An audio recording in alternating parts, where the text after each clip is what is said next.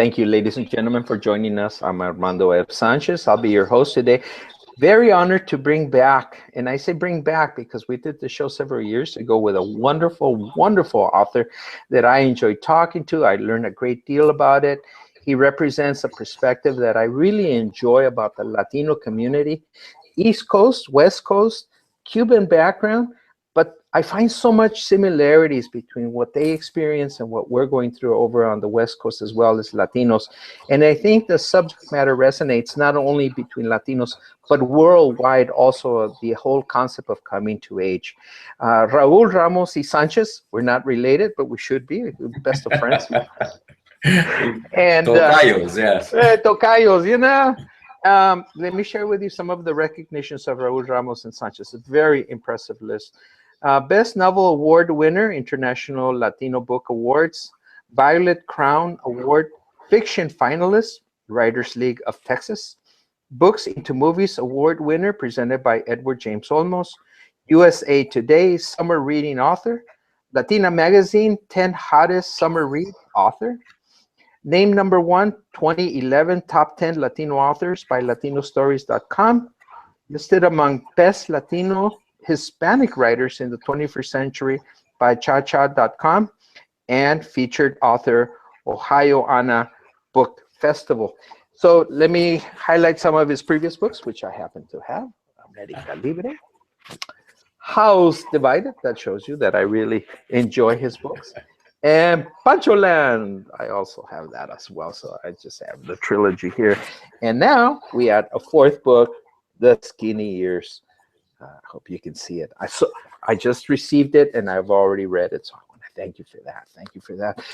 Thank you for being on our program as a wonderful author, very established, very always productive in the idea that when we talk, I always find you doing a new project. And this obviously here now highlights something that we all need to reflect on. And I love your book, and I think it should be read by everyone, especially also youth as well. So tell us about your book.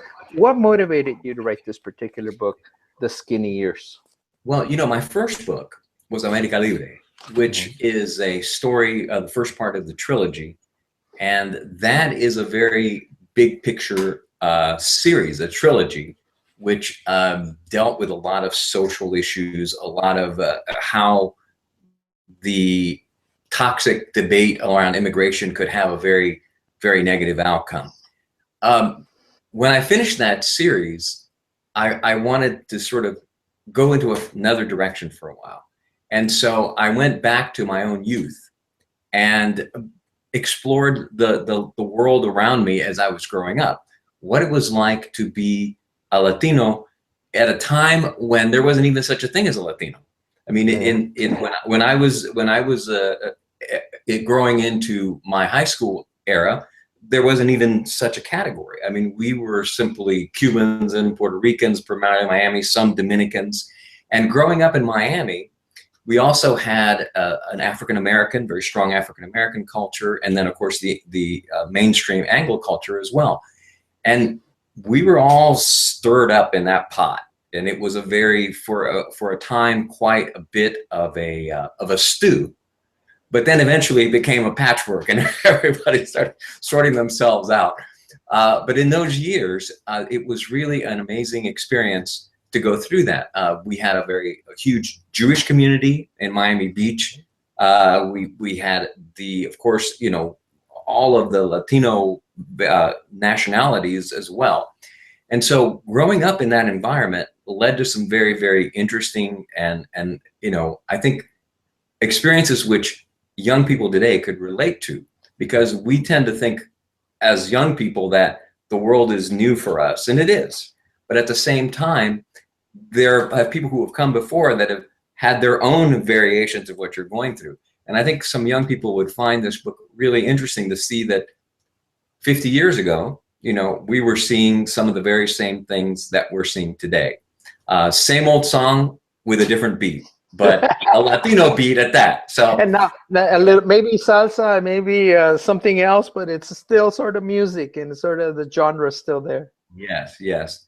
So this gave me a chance to do something much more intimate. Now, the story is not about me, but it is about real people in the environment I grew up in, and I fictionalized it to make it more interesting story, to make it hold together, and I patched together characters, you know, a little bit from this person, a little bit from that person. Fiction, in other words, it's fiction. Right?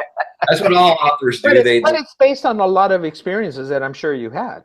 Very much so. Yeah, there are personal experiences that I had in the book, and the fun part about this book was that it gave me a chance to put humor in the stories, because, you know, Latino is also laughter. I mean, you know, we deal with difficulty by making jokes and, you know, laughing about things. Even if 1 minute you're crying, the next minute you're going to be laughing, or the 1 minute you're laughing, the next minute you're going to be crying. But it's always, all those emotions are right there. And I tried to put that into the book as well, which, again, with the trilogy, there wasn't much room for humor in that. And so this was very refreshing to write, not only with humor, but also with more wordplay and style. Because again, when you're writing, as I wrote with the trilogy, it was a very taut, plot-driven story. You needed to keep the focus on the characters and on the action and on plot. This kind of story lets you open a little bit. It gives you some room to ramble around a little bit and explore idiosyncrasies and things like that. And so there were some events, you know, I think if you remember the scene in and I don't think I'll give any plot away, but there was an instance in which a little kid from Georgia had never seen a swimming pool before. And this is a real experience that I had. He was over at a neighbor's house, and he came out of their house running in his underwear, jumps right into the deep end of the pool, and then realizes he doesn't know how to swim. And so it was a combination, the mother of the family and I jumped into the pool, we pulled him out. And the first thing the kid says is, you know something? You can't breathe underwater. You know, it's things like that you never forget. I mean, you know, you just never forget experiences like that. And so I had to put that in the book. You know, it just, kind of thing. It's realistic. It's realistic. It adds that dynamic. As clear as we may think, you know, in our youth, and how many things there are to appreciate that we've never really quite seen. That someone, like you say, who has a pool, okay, everybody swims. You never think about somebody who's never done that. Or how many people have never seen the ocean in real life? I mean, I come to think of it being that we're talking about Miami and Florida and that area. Yeah. Well, it's funny because when I moved to Ohio in the late 60s, it took me a couple of years to realize that I couldn't get in a car and go to the ocean anymore. I mean, it was so much a part of my life growing up that I could be with the ocean within, you know, a drive, that it was like, wait a minute, I've got 700 miles to get to the nearest ocean. This was quite a shock to be this far landlocked, you know. So and that was part of the experience too. And then you see that little white stuff fall out of the sky, and you say, "What is this stuff? What is this?" Yeah. Oh, when my face went numb for the first time outside, I was like, "What? Oh, I'm dying! I'm dying!" Because I hadn't ever been any place that cold before. I couldn't feel my face. I thought this was the first thing that happens before you die of you know, freezing to death. I mean, that was quite a shock for me as well. That's what I'm saying. So the contrast of going from heat to cold and vice versa, and you blend in this whole idea. You know, as I was reading your story through the process, is that sometimes I forgot totally that you were talking about a Cuban community. I thought, you know, it's just like Latinos, mamá, tíos, tías, you know, the idiosyncrasies, la abuelita, you know, running and putting on ideas in people's head, like everybody's staring like, man, where's she coming from? But she's old school, but you know, she's still connecting all of us, etc. La comida, etc. And it just went on and on and on. And at the same time, it made me sort of compare and contrast. There are differences, but there are also very common denominators in our Latino community. Well, I know one particular reviewer, a friend of mine that I made in one of my California tours, Jesse Luna, who lives in Pasadena, and he wrote a review and he said, it was great to see the West Coast, he was the West Coast, and he said it was great to read about the East Coast immigration experience. That for him, it was really quite a thing. And of course, the other thing that's different about Cuban immigration is that because of the differences in our history, we also have we have Cubans that are Afro-Cubans as well. Not a lot of them came initially in the immigration in Miami, but I remember having a conversation with a journalist from California, Latino, Mexican-American background. And he says, if I told the guys in the barrio that there are black Latinos, their heads would explode. But in this book, you learn that in Cuba, there are people of all different colors. And it's because of the history that there were slaves in the Caribbean that were brought in and replaced a lot of the indigenous laborers who had died. And so Cuba's blend of ethnicity and race includes Afro-American or Afro-Cubans as well.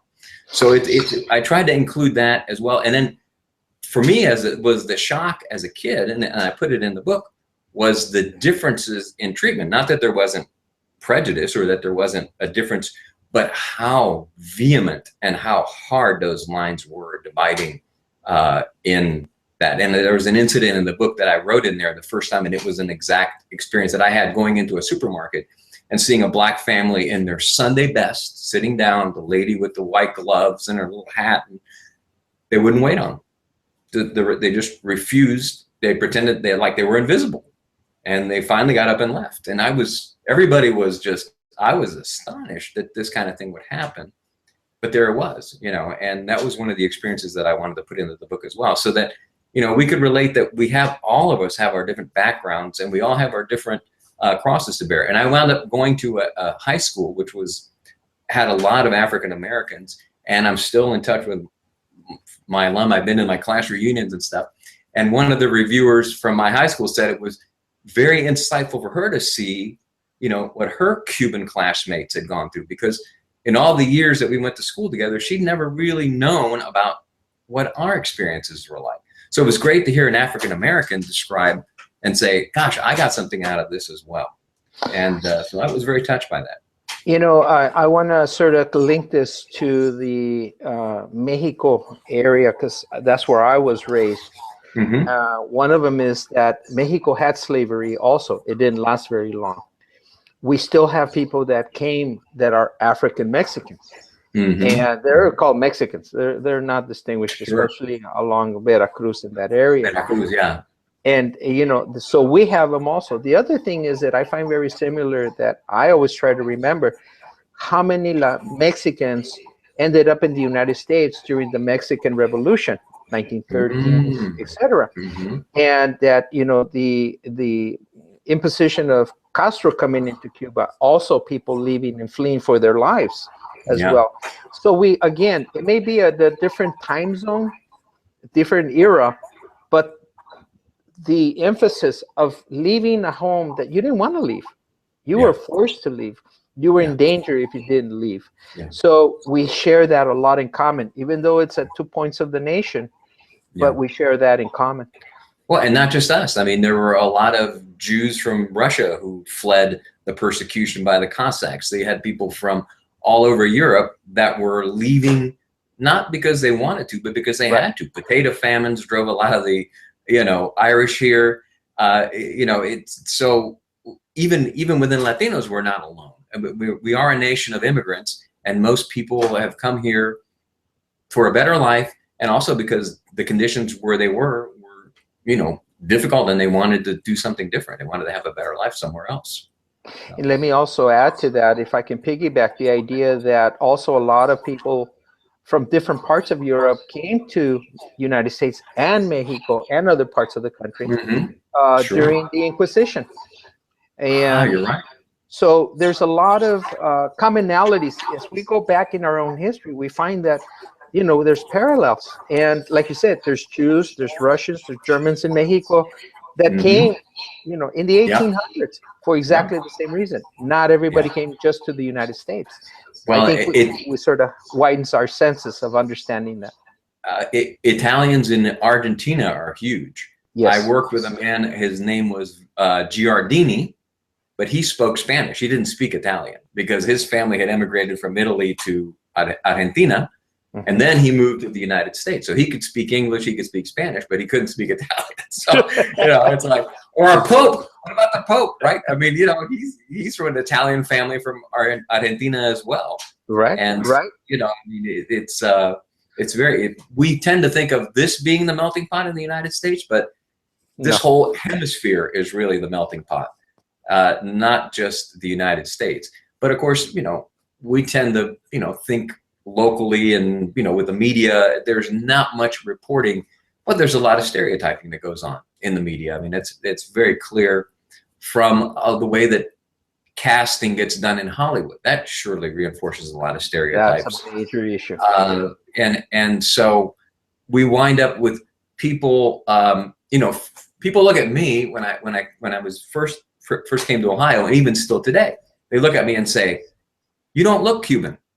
I say, "Have you ever met any other Cubans?" Because, there's a lot of Cubans that look like me. And there's a lot of Cubans that if you saw them on the street, you think they might, belong in inner city Detroit, So it's like, yeah, you have people that have preconceptions of what a Latino should look like. And that's also another thing that is gradually changing, but it's still a long ways to go before we realize that as well. I can see your book again in the classrooms being read by youth and having that discussion as we're having it here, opening up that involvement for persons to have that discussion, to realize that there is not one culture, one dominant perspective, and everyone else is fighting its way up the ladder. It's not that. It's right. English language has words across the board of worldwide, but it's not limited only to the United States. Another thing I think is worth noting is the period piece aspect of this, which I think a lot of people can relate to as well. This was the time of the Cold War.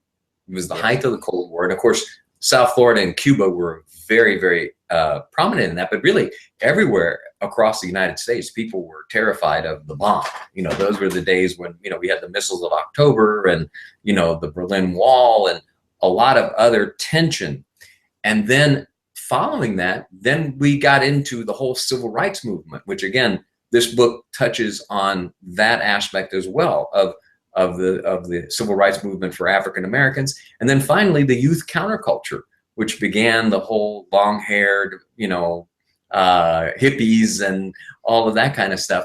And so the story, the setting for the story is really this very rich mixture of, culture and youth movement and civil rights and, the whole thing kind of coming together in a very unique place. So I think there's a lot for young people to see about the period that I think they would enjoy as well. And also, more mature folks kind of looking back on it and seeing the now generation from a Latino perspective, because, we were hippies too, and so we had our own brand of the whole flower child experience and how that took place in this very textured environment.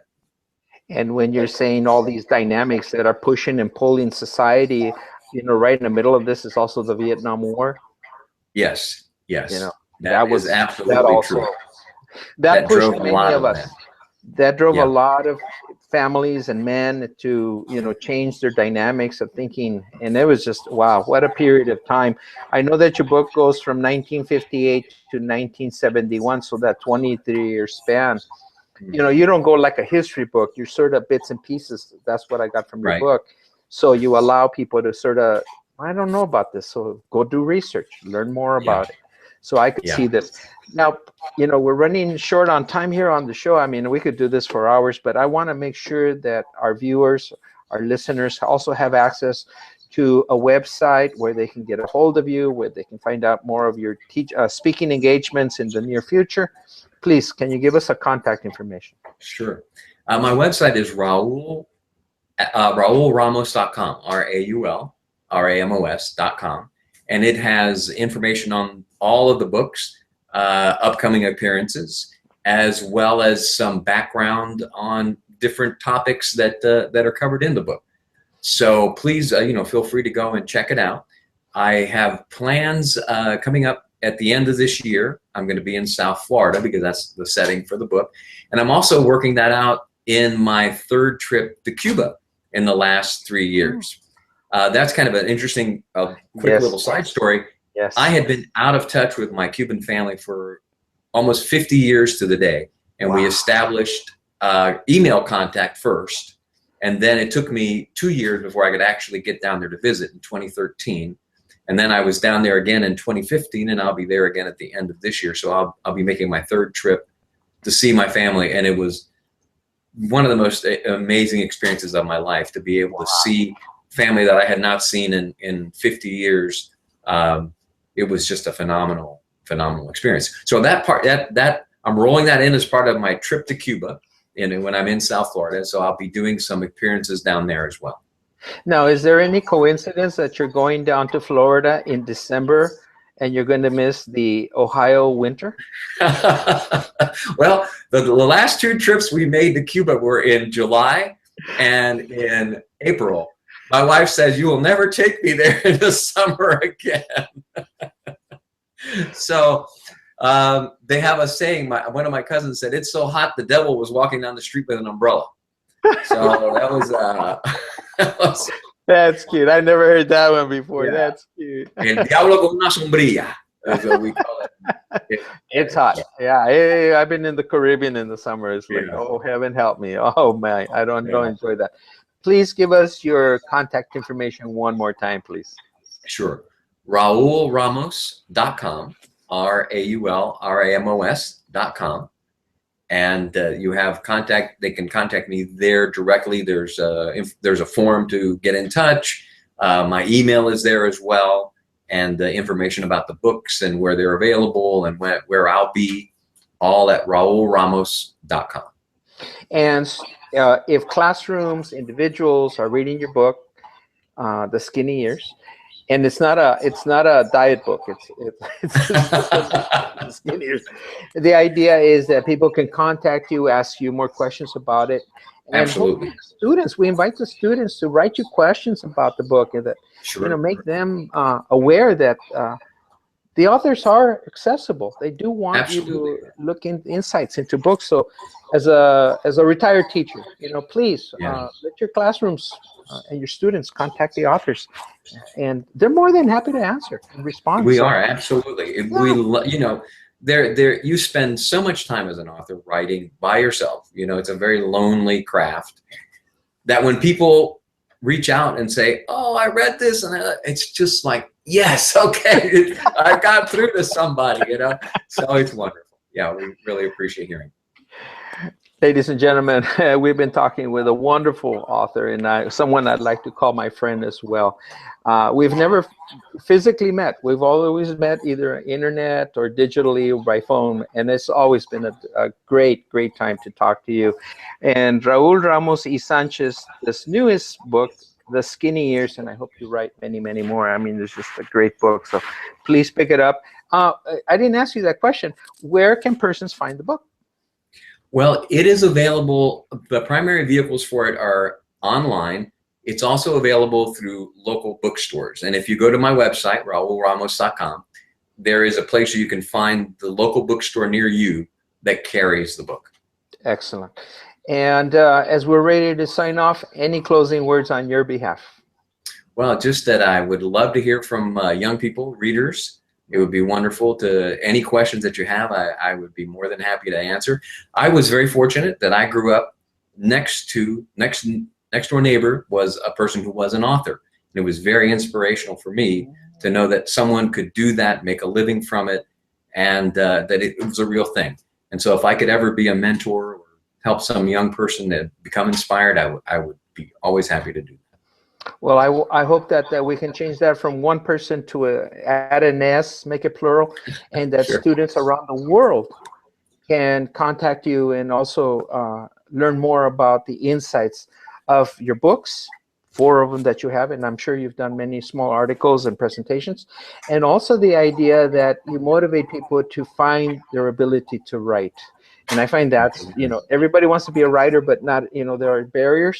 And I know you've addressed that question as well. So anytime, any way we can help as well. So aplauso to your great work. And thank you for being a guest on our show. I'm very honored. And thank you, Raul, and keep writing. Thank you, Armando, for the work that you do. Thank you very much. Ladies and gentlemen, if you have any questions about this show, please contact me at lsacnational@hotmail.com. Raul, Thank you for being with our show. You have the phone to answer. You're a busy man, but you I gave forgot us myself. Adios, Raul. Adios.